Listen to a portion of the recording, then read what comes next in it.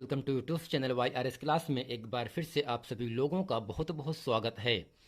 दोस्तों आज की इस वीडियो में हम पढ़ते हैं अध्याय 3। और दोस्तों अध्याय 3 जो है उसका नाम क्या है, दो चर वाले रैखिक समीकरण युग्म। अब दोस्तों अध्याय 3 पढ़ने से पहले हमें कुछ महत्वपूर्ण बिंदु के बारे में समझ लेना चाहिए जो कि प्रश्न में दिया जाता है।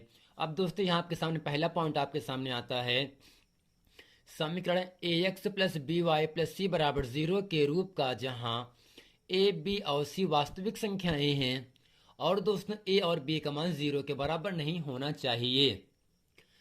दो चरों में एक रैखिक समीकरण युग्म कहलाता है। अब दोस्तों यहाँ पर दूसरा पॉइंट है, कोई रेखा प्रतिच्छेद कब करता है, कब दोस्तों संपाती होता है और दोस्तों कब यहाँ से समांतर होता है। दोस्तों आपको ये पता करना चाहिए, जब a1/a2 का मान b1/b2 के मान के बराबर ना रहे तब दोस्तों रेखाएं प्रतिच्छेद करती हैं और इस स्थिति में समीकरण युग्म का अद्वितीय हल होता है।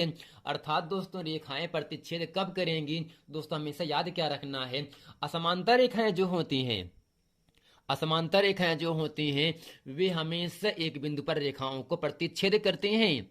अर्थात दोस्तों रेखाएं प्रतिच्छेद तब करती हैं जब a1/a2 का मान b1/b2 के मान के बराबर ना हो। और दोस्तों यहां से a1 b1 a2 b2 क्या होगा, समीकरण नंबर पहले का जो आपका x का गुणांक a1 का मान, y का गुणांक दोस्तों b1 का मान और दोस्तों अचर पद आपका c1 का मान कहलाता है। और दोस्तों जो आपका दूसरा समीकरण दिया जाएगा उसमें से दोस्तों f2 का मान a2 होगा और दोस्तों y का मान b2 होगा और दोस्तों जो अचर पद होगा दूसरे समीकरण का वो आपका c2 का मान हो जाता है। यानी दोस्तों रेखाएं प्रतिच्छेद कब तब करते हैं जब a1/a2 का मान b1/b2 के मान के बराबर ना हो। और दोस्तों इस स्थिति में समीकरण युग्म का अद्वितीय हल होता है। यानी दोस्तों प्रतिच्छेद पर दोस्तों हल कैसा होता है, अद्वितीय हल होता है। अब दोस्तों रेखाएं संपाती कब होती हैं, दोस्तों संपाती का मतलब ये होता है जब एक रेखा के ऊपर दूसरी रेखा लगी हो। अगर दोस्तों हम आपको समझाना, जैसे मेरी उंगली आपके सामने यहाँ से दिखता है, पहले उंगली नीचे है, ठीक, दूसरे दोस्तों इसके ऊपर क्या ये उंगलियां है, फिर दोस्तों इसके ऊपर क्या है आपकी उंगली है। यानी दोस्तों ये चारों जो उंगली है ये एक के ऊपर एक लगा है ना दोस्तों, जो चारों उंगलियां हैं ये क्या हैं, संपाती हैं। तो दोस्तों रेखाएं संपाती हो सकती हैं। इस स्थिति में समीकरणों के अपरिमित रूप से अनेक हल होते हैं। और दोस्तों संपाती कब होगा, जब a1/a2 का मान बराबर b1/b2 के और दोस्तों जो b1/b2 का मान है वह c1/c2 के मान के बराबर भी होना चाहिए। अर्थात दोस्तों संपाती में a1 a2 b1 b2 c1 c2 तीनों का मान दोस्तों क्या होना चाहिए, बराबर होना चाहिए। अगर दोस्तों तीनों का मान बराबर है तब दोस्तों रेखाएं संपाती होती हैं। और दोस्तों संपाती पर अपरिमित रूप से अनेक हल होता है और दोस्तों प्रतिच्छेद पर क्या होगा, अद्वितीय हल होता है। अब दोस्तों तीसरा पॉइंट आपके सामने आ जाता है, रेखाएं समांतर हो सकती हैं, रेखाएं समांतर हो सकती हैं। इस स्थिति में समीकरणों का कोई हल नहीं होता, यह असंगत समीकरण युग्म कहलाता है। यानी दोस्तों प्रतिच्छेद और संपाती पर दोनों दोस्तों क्या होता है, दोनों पर आपका संगत होता है, लेकिन दोस्तों समांतर रेखा पर क्या होगा, आपका असंगत समीकरण युग्म कहलाता है। यानी दोस्तों यहां से जब a1/a2 का मान b1/b2 के बराबर रहे, लेकिन दोस्तों b1/b2 का मान c1/c2 के मान के बराबर ना हो, अर्थात दोस्तों a1 a2 b1 b2 का मान बराबर लेकिन c1 c2 का मान अगर बराबर नहीं है तब दोस्तों क्या होगा, रेखाएं समांतर होती हैं। और दोस्तों इसका हल कैसा होता है, कोई हल नहीं होता है। अब दोस्तों इसके अच्छे तरीके से एक बार हम आपको और समझा देते हैं। दोस्तों रेखाएं प्रतिच्छेद तब करती हैं जब a1 a2 b1 b2 का मान बराबर ना हो और दोस्तों को बराबर अगर नहीं है दोनों का मान तब दोस्तों अद्वितीय हल होता है। लेकिन दोस्तों का संपाती है तब दोस्तों संपाती में a1 a2 b1 b2 c1 c2 का मान तीनों का मान बराबर रहता है। और दोस्तों इस पूरे स्थिति में अपरिमित रूप से अनेक हल होते हैं। अर्थात दोस्तों संपाती पर जब तीनों का मान बराबर रहता है तब दोस्तों इसका हल कैसा रहता है, अपरिमित रूप से अनेक हल होते हैं। अब दोस्तों चौथा पॉइंट यहाँ से आ जाता है, रेखाएं दोस्तों समांतर कब होती हैं? जब दोस्तों A1/A2 का मान B1/B2 के बराबर लेकिन C1/C2 का मान बराबर ना हो। अर्थात दोस्तों दो मान तो बराबर लेकिन तीसरा मान बराबर ना हो, तब दोस्तों रेखाएं समांतर होती हैं। और दोस्तों समांतर पर हल कैसा होता है? कोई हल नहीं होता है। और दोस्तों यह असंगत समीकरण युग्म कहलाता है, यानी दोस्तों प्रतिच्छेद और संपाति पर संगत समीकरण कहलाता है, लेकिन समांतर पर आपका असंगत समीकरण कहलाता है। तो दोस्तों आशा करते हैं रेखाएं प्रतिच्छेद कब करेंगी, रेखाएं संपाति कब होंगी, और दोस्तों रेखाएं समांतर कब होती हैं, और दोस्तों प्रतिच्छेद पर हल कैसा होगा, संपाति पर दोस्तों हल कैसा होता है, और दोस्तों समांतर पर भी हल कैसा होता है, इसको अच्छे तरीके से आप लोगों को समझ में आ गया होगा। अब दोस्तों हम पढ़ते हैं प्रश्नावली 3A का प्रश्न नंबर 5। जैसा कि दोस्तों प्रश्न नंबर 1, 2, 3, 4 तक जितने भी प्रश्न हैं सब में दोस्तों ग्राफ बनाना है। और दोस्तों एग्जाम में ग्राफ बनाने के लिए आपको दिया नहीं जाता है। और दोस्तों जो आपका चैप्टर नंबर दूसरा है बहुपद, ये दोस्तों 30% कोर्स में कट गया है, अर्थात आपको ये नहीं पढ़ना है। इसलिए दोस्तों मैंने शुरू कर दिया अध्याय 3। दोस्तों क्या होगा आपका? दो चर वाले रैखिक समीकरण युग्म। अब दोस्तों आइए चलते हैं प्रश्नावली 3A का प्रश्न नंबर 5 अच्छी तरीके से हम हल करते हैं।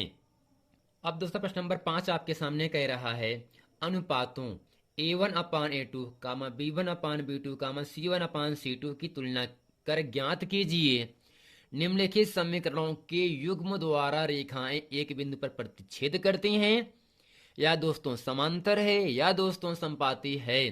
अभी दोस्तों मैंने आपको बताया था रेखाएं दोस्तों प्रतिच्छेद तब करते हैं जब दोनों का मान बराबर, अर्थात A1/A2, B1/B2 का मान बराबर ना हो। और दोस्तों रेखाएं समांतर कब होती हैं? जब दोस्तों A1/A2, B1/B2 का मान बराबर लेकिन दोस्तों C1/C2 का मान बराबर ना रहे। और दोस्तों रेखाएं संपाती कब होती हैं? जब दोस्तों तीनों का मान बराबर, अर्थात A1/A2 बराबर B1/B2 बराबर C1/C2, अगर तीनों दोस्तों बराबर है तब दोस्तों रेखाएं क्या होती हैं? समपाती होती हैं। और दोस्तों संपाती पर अपरिमित रूप से अनेक हल होता है, प्रतिच्छेद पर अद्वितीय हल होता है, और दोस्तों समांतर पर कोई हल नहीं होता है। आइए दोस्तों प्रश्न नंबर 5 का दो खंड है, पहला और दूसरा, इसको दोस्तों अच्छे तरीके से हम समझ लेते हैं। और दोस्तों एग्जाम में हर हाल में संपाती, समांतर और प्रतिच्छेद में की एक सवाल आपको हर हाल में मिलता है। अब दोस्तों प्रश्न नंबर 5 का पहला खंड है, 5x - 4y + 8 बराबर 0, और दोस्तों 7x + 6y - 9 बराबर 0। अब दोस्तों करते क्या है, यहाँ से A1, B1, C1, A2, B2, C2 का मान निकालने के लिए दोस्तों यहाँ से लिखेंगे इसकी तुलना, क्या दोस्तों लिखेंगे? इसकी तुलना A1x + B1y + C1 बराबर 0 और A2x + B2y + C2 बराबर 0 से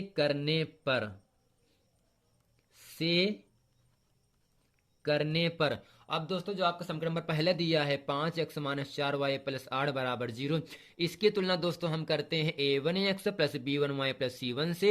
और दोस्तों जो आपका समीकरण नंबर दूसरा दिया है 7x + 6y - 9 बराबर 0, इसका दोस्तों तुलना करते हैं A2x + B2y + C2 बराबर 0 से। हमेशा दोस्तों याद क्या रखना है, प्रतिच्छेद कहे या समांतर कहे या संपाती कहे, जब इन तीनों में से एक पूछेगा, या दोस्तों संगत कहे या असंगत कहे, ऐसे भी आपसे पूछ सकता है, तब दोस्तों करना क्या है, हमेशा दाएं पक्ष का मान 0 ही करना है। क्या दोस्तों करना है? दाएं पक्ष का मान 0 करना है। जैसा कि दोस्तों बराबर के दाएं तरफ वाला मान दाएं पक्ष कहलाता है, और दोस्तों बराबर के दाएं तरफ वाला मान 0 है। तो दोस्तों प्रतिच्छेद, समांतर और संपाती के लिए हमेशा दाएं पक्ष का मान 0 के बराबर होना चाहिए। अब दोस्तों यहां से करते क्या है, यहां से लिखेंगे दोस्तों यहां क्या होगा, अब दोस्तों जो x है इसका जो गुणांक A1 है वह दोस्तों आपका 5 है। दोस्तों x का गुणांक A1, y का गुणांक B1, अचर पद दोस्तों C1, x का गुणांक A2, y का गुणांक B2, अचर पद आपका C2 कहलाता है। दोस्तों यहां से हुआ क्या, A1 बराबर दोस्तों कितना है? 5 है, और दोस्तों यहाँ से B1 का मान कितना है, -4 है। और दोस्तों C1 का मान कितना है, और दोस्तों C1 का मान कितना, 8 है। अब दोस्तों इसकी तुलना इससे कर दिया, और दोस्तों इसकी तुलना हम इससे करेंगे। फिर दोस्तों यहाँ से A2 का मान क्या होगा, 7 होगा। और दोस्तों यहाँ से B2 का मान 6 और C2 का मान दोस्तों -9 हो गया। अब दोस्तों करते क्या है, यहाँ से A1/A2 निकाल लेते हैं, B1/B2 निकाल लेते हैं, C1/C2 निकाल लेते हैं। फिर वहां से हम चेक कर लेंगे प्रतिच्छेद करता है या समांतर है या समपाती है। तो दोस्तों यहाँ से लिखेंगे, इसलिए A1/A2 बराबर, दोस्तों A1 का मान ऊपर 5 है और दोस्तों A2 का मान क्या है, सामने 7 है। फिर दोस्तों यहाँ से लिखेंगे B1/B2 बराबर, दोस्तों B1 का मान -4 है और दोस्तों B2 का मान 6 है। तो दोस्तों यहाँ से 4 और 6 दोनों सम संख्या, दोनों 2 से कट जाता है। 2 के पहाड़े में दोस्तों 4, 2 के पहाड़े में दोस्तों 6, जो होगा 3 बार पे, अर्थात दोस्तों यहाँ से -2/3 आ गया। क्या दोस्तों A1/A2 का मान B1/B2 के मान के बराबर है? क्या सेम संख्या आया है, 5/7 यहाँ पर है और दोस्तों यहाँ पर आ गया -2/3 आ गया। अर्थात दोस्तों इन दोनों का मान बराबर नहीं हुआ। अगर दोनों का मान दोस्तों बराबर नहीं है, सेम संख्या नहीं है, तब दोस्तों रेखाएं करते क्या है, प्रतिच्छेद करते हैं। अब दोस्तों नीचे लिखेंगे, चूंकि A1/A2 दोस्तों बराबर नहीं है किसके दोस्तों, B1/B2 के। अगर दोस्तों A1/A2 का मान B1/B2 के मान के बराबर नहीं है, अब दोस्तों नीचे क्या लिखेंगे, अतः रेखाएं प्रतिच्छेद करती हैं। अतः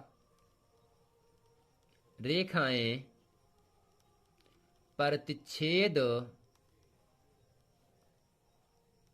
करती हैं। अगर दोस्तों तीनों का मान बराबर हो जाता तब रेखाएं दोस्तों संपाती होती। अगर दोस्तों A1/A2 का मान बराबर है किसके, B1/B2 के, लेकिन दोस्तों जो C1/C2 है अगर वो बराबर नहीं है, तब दोस्तों रेखाएं समांतर होती हैं। तो दोस्तों आशा करते हैं प्रश्नावली 3A का प्रश्न नंबर 5 इसे अच्छे तरीके से आप लोगों को समझ में आ गया होगा। मिलते हैं फ्रेंड नेक्स्ट वीडियो में, तब तक के लिए थैंक यू।